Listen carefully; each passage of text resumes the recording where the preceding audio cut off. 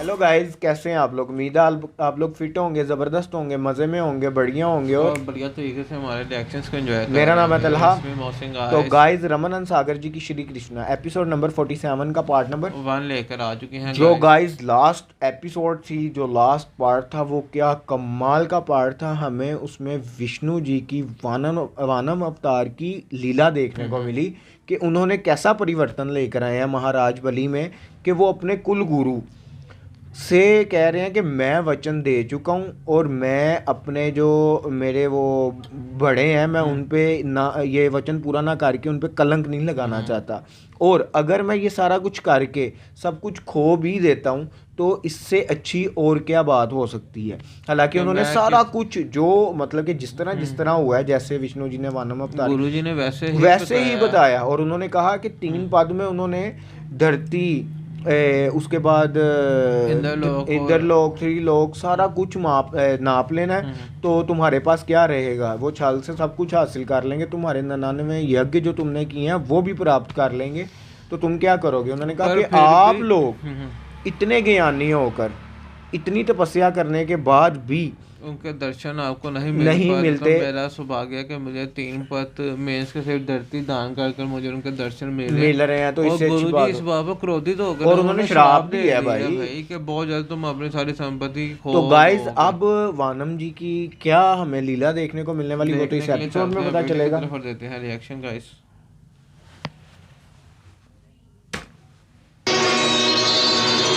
हम्म। भगवान साहब के अपना 3 पद बताइए। हाँ।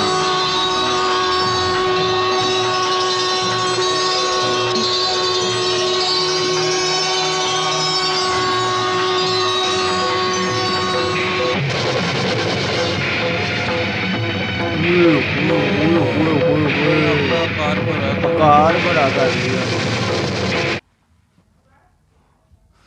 ओ ओहो। मोहसिन भाई, प्ले करो। ये स्टॉप क्यों होगी।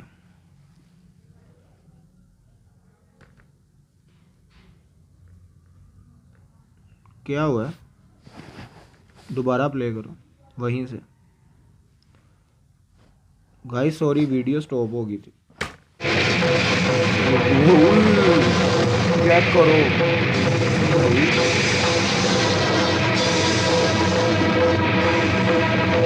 इतना बड़ा आकार।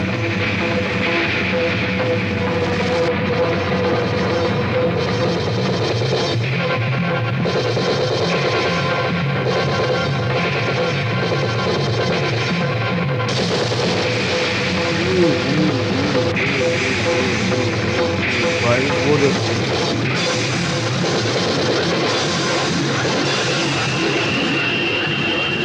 यार, क्या लीला देखने को मिली है वानम अवतार में विष्णु जी की।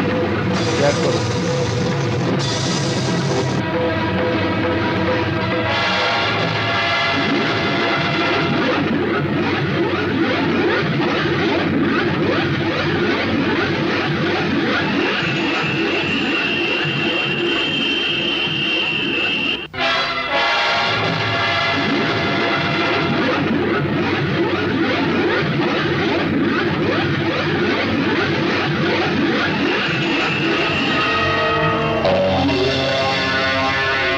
हम्म।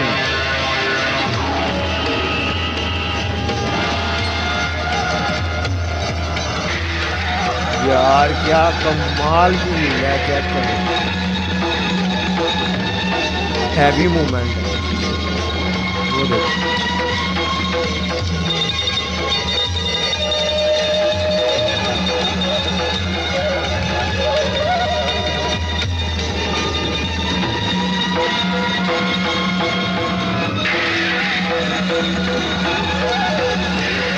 हाँ, एक बात उन्होंने धरती पे रख दिया, पूरी सृष्टि पर।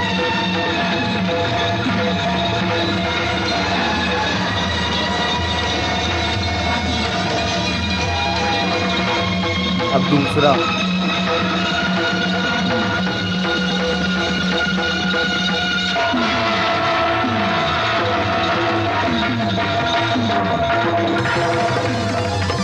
हाँ वो देखो।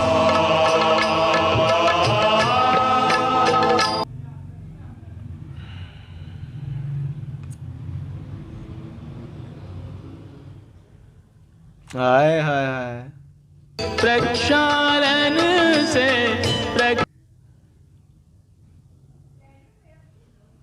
प्रकट हुई माँ गंगा। अमृत सलीला मम ना गंगा।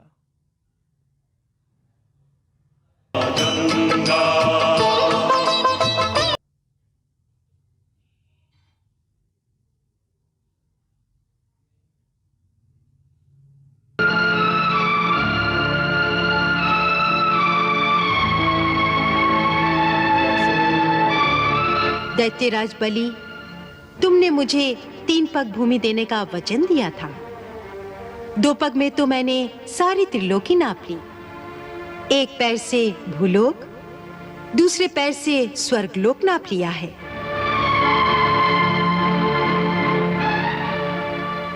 इस प्रकार तुम्हारा सब कुछ मेरा हो चुका है। परंतु अभी तुम्हारी प्रतिज्ञा पूरी नहीं हुई है, क्योंकि अब तुम्हारे पास कुछ नहीं रहा। इसलिए तीसरा पग रखने के लिए तुम मुझे कोई स्थान नहीं दे सकते। तुम्हारा वचन झूठा हो गया।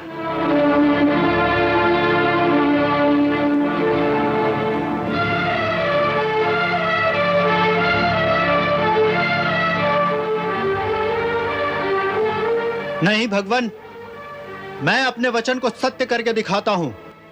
आप अपना तीसरा पैर मेरे सर पर रखिए।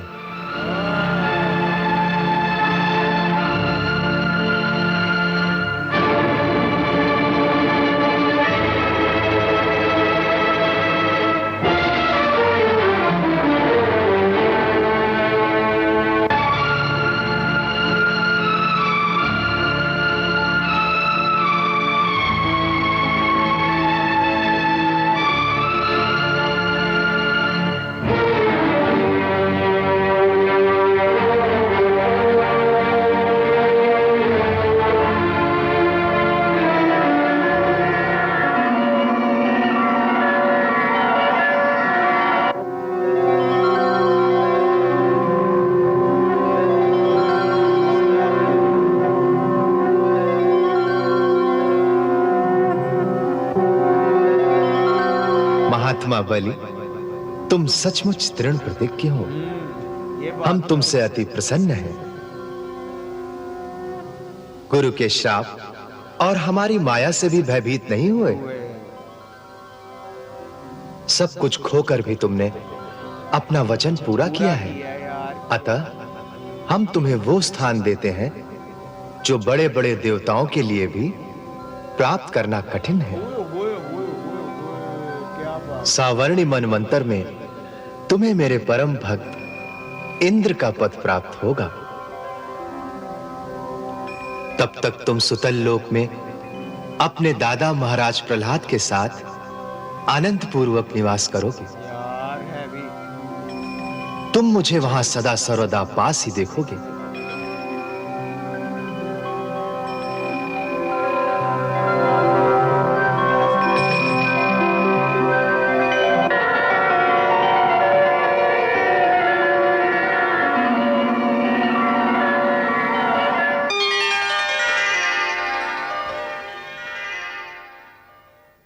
गुरुदेव, भगवान तो सर्वशक्तिमान है। वो चाहें तो केवल संकल्प मात्र से ही दुष्टों का नाश कर सकते हैं। बिल्कुल। फिर उन्हें इस प्रकार धरती पर स्वयं आने की क्या आवश्यकता है? ये बात तुमने सत्य ही कहा कि भगवान पूर्ण शक्तिशाली हैं। वो चाहे तो केवल संकल्प मात्र से ही समस्त दुष्टों का नाश कर सकते हैं। फिर भी वो धर्म की रक्षा और अपने भक्तों को संकट से बचाने के लिए स्वयं धरती पर क्यों पधारते हैं? इसकी आवश्यकता क्या है? इन प्रश्नों का एक ही उत्तर है कि उनकी इन लीलाओं को देखकर संसार के हर प्राणी के दिल में यह विश्वास दृढ़ हो जाता है कि उसका कोई रखवाला है। जो उसे हर संकट से बचा सकता है। यही विश्वास प्राणी को अपने धर्म पर दृढ़ रहने की शक्ति देता है। यही है भगवान की अवतार लीला का मुख्य उद्देश्य और यही है उनकी लीलाओं को सुनने सुनाने का मुख्य प्रयोजन। अब तक मैंने तुम्हें भगवान के जिन अवतारों की कथा सुनाई है वे प्रायः आवेशावतार थे। वे 10 और 11 कलाओं से सुशोभित थे।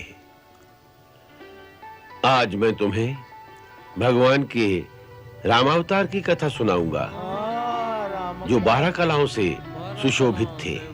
12 कलाओं। इस अवतार की विशेषता ये है कि रामावतार की लीला में भगवान ने एक संपूर्ण मानव जीवन का आदर्श स्थापित किया। जिस समय श्री राम का अवतार हुआ उसी काल में श्री परशुराम जी भी इस धरती पर उपस्थित थे।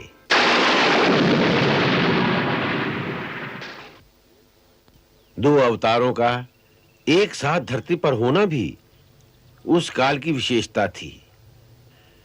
परंतु पुराणों और इतिहास के अनुसार जब परशुराम जी का सामना श्री राम से हुआ तो परशुराम जी का अवतार काल समाप्त हो गया।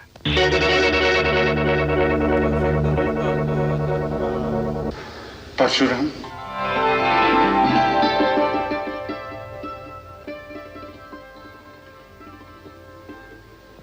एक प्रकार से श्री परशुराम जी को भी आवेश अवतार ही कहा जा सकता है। उन्होंने 21 बार इस धरती को क्षत्रियों से विहीन कर दिया था। परंतु जब जनक के दरबार में श्री राम जी से उनका सामना हुआ तो परशुराम जी ने केवल इतना ही कहा, राम, ये धनुष है। ये धनुष विष्णु ने मेरे पितामह महर्षि ऋचिक के पास धरोहर रूप में रखा था। यदि विष्णु के इस धनुष पर तुम वान का संघान कर सको तो मेरा संदेह मिट जाएगा। तो गाइस यहाँ खत्म हुई ये पार्ट। क्या कमाल का पार्ट था। पहले हम बात करेंगे वानम अवतार की कि यार क्या कमाल की लीला देखने को मिली मोहसिन भाई कि उन्होंने अपना आकार इतना बड़ा कर लिया, इतना बड़ा कर लिया कि वो धरती पर उनके पांव थे और खुद वो जो थे वो त्रिलोक से भी ऊपर चले गए हुए थे। तो जब उन्होंने अपना पहला पात्र रखा वो पूरी धरती पर रख दिया, एक पात्र हो गया। दूसरा उन्होंने तीनों लोकों पर पात्र रख दिया, 2 पात्र हो गए। तो फिर उन्होंने महाराज बलि से कहा कि अब तीसरा पात्र रखने के लिए आपके पास जगह ही नहीं, कुछ बचा ही नहीं है ऐसा। और आप आगे से महाराज बलि की बात चेक यार, उन्होंने कहा मैं अपना वचन भंग नहीं होने दूंगा, आप अपना तीसरा पात्र मेरे पर रखें। तो जैसे ही उनकी ये बात वानम जी ने रखा है ऐसा प्रसन्न हुए कि उन्होंने आपके सामने कहा कि ये स्थान बड़े बड़े देवताओं को भी नहीं मिलता जो मैं तुम्हें देने जा रहा हूँ। ना तुम गुरुदेव के शराब से भयभीत हुए, ना तुम मेरी माया से मेरी माया देख के भयभीत हुए। तो फिर भी तुमने अपना वचन निभाया और अब तुम्हें मैं वो स्थान देने जा रहा हूँ जहाँ से मैं तुम्हें सर्वोत्तम नजर आता रहूंगा। तो गाइस वो तो कमाल हो गई है ये लीला देखकर, मजा आ गया। हमें 6th अवतार 6th और 7th के बारे में दो अवतार के बारे में एक साथ जानने को मिला क्योंकि दोनों एक ही समय में प्रकट हुए थे। परशुराम जी नहीं, परशुराम जी पहले थे ना, है तो उन्हीं के ही हैं, वो पहले से प्रकट थे। लेकिन गुरुजी कह रहे थे कि एक ही टाइम पे 2 अवतारों का होना। तो उन्होंने कहा जैसे ही राम जी ने अवतार लिया उनके अवतार का कार्य पूरा हो चुका था परशुराम जी के। तो ये उनका बाकी हमारे व्यूअर्स हमें गाइड करेंगे। मतलब कि मैं जैसे ये कहना चाह रहा हूँ कि अब हमें ये 6th और 7th ये भी है, इसको भी लेकर आप इस सोच से भी चल सकते हैं। गुड। तो मोहसिन भाई और अब मैं इसको कहूँगा कि यहाँ से हमें रामायण देखने को मिलने जा रही है रामानंद सागर जी की। तो गाइज आपने ज़्यादा से ज़्यादा हमें सपोर्ट करना है क्योंकि हमें राम जी मतलब कि राम अवतार के बारे में भी जानने को मिलेगा। तो अब देखते हैं कि नेक्स्ट होने क्या वाला है, क्या लीला देखने को मिलने वाली है। तो अगर यहाँ तक ये वीडियो अच्छी लगी तो लाइक शेयर कमेंट और हमारे चैनल को सब्सक्राइब करना मत भूलिएगा। मिलते हैं नेक्स्ट वीडियो नेक्स्ट पार्ट के साथ। Love you India.